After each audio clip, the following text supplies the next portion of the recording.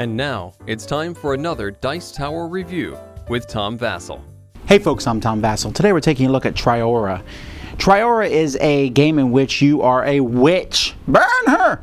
A witch, and there's an inquisition in town, and you're mad, and you're just going to destroy the town without people noticing you're a witch. So that's a little difficult, but you're tricking nobles people to join your side, so you can have a big fight on everything.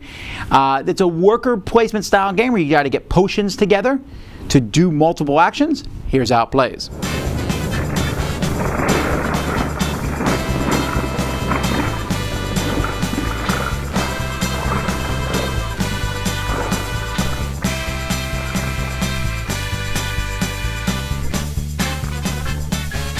Each player is going to have their own player board, and on this player board you have all these different potions. So I can have, Ambitionist, Pestilentia, Arcanum, a potion. Each of these potions is going to be made using the different ingredients here. You got red, yellow, blue, and green. And so these are kind of seed components, and here you have one of each component. So whenever you take an action in the game, it lets you make a potion. So let's say I want to make this Pestilentia potion. It costs 1 red and a yellow to make 1, or 2 reds and 2 yellows to make 2. So for 1 potion action, I could spend that, moving those over here, to make 2 of this potion. So now I have 2 of them. Any 3 can be used. So I might use all 3 of these to make 1 of the Arcanum potions. So there's different potions that you can make as the game goes by. Other actions, whenever you take a digging action, let's say I get a dig 3 action, I can plant 3 of these seeds, any 3. And each round of the game, these are going to move over here, and I can do another digging action to bring them up. So there's this constant circular thing going on. Make the potions, plant them, they automatically grow, dig them up, make the potions, etc. And then you're going to have these potions and use them as the game goes by. At the top of the board, you'll notice here an Inquisition track, and this is basically how much people know that you're a witch. If you get to the end and the Inquisitor catches you, you're going to be burned and you lose the game.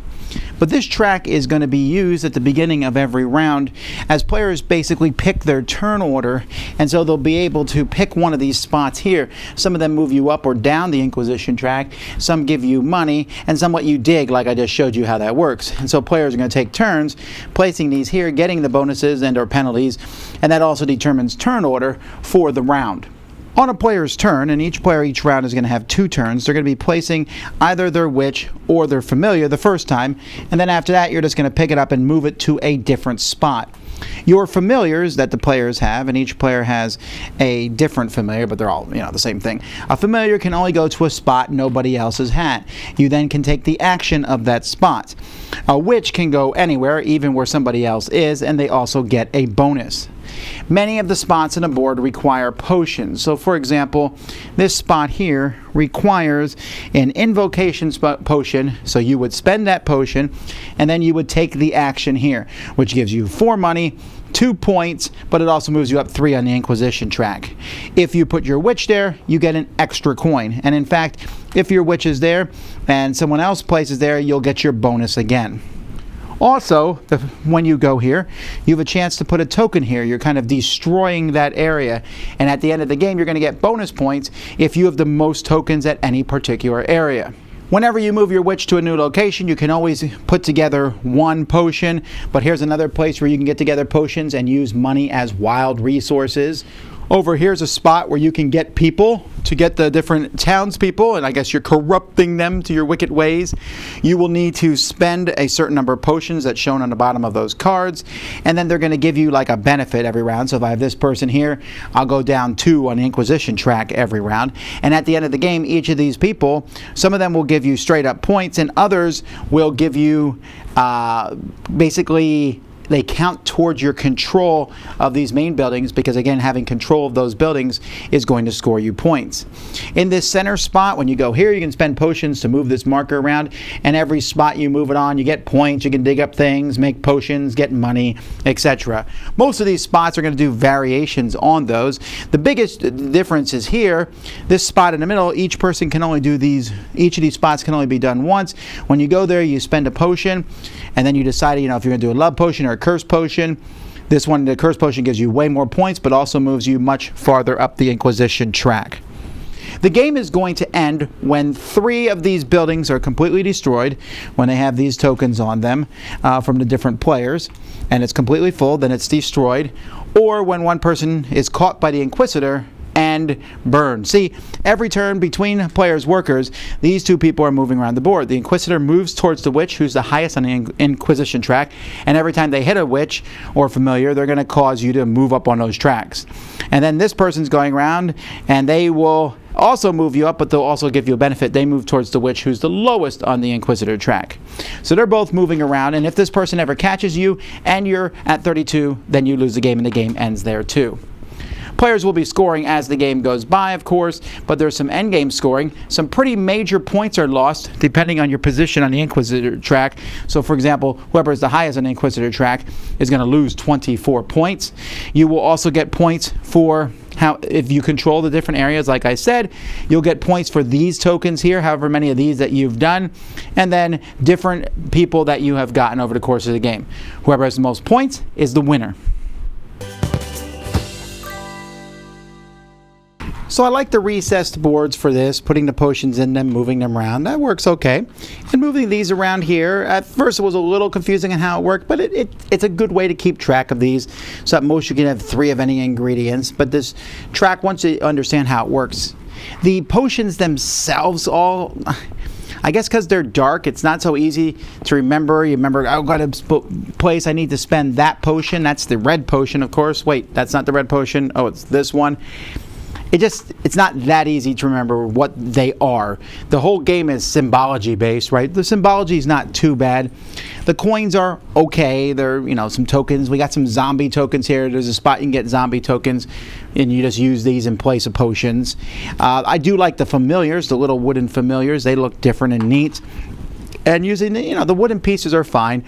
The board itself is a little dark, which I guess makes sense for the witch theme. Its other components for this game, they're good. Nothing to write home about, but they're okay. My biggest complaint probably is the cover itself isn't as exciting looking.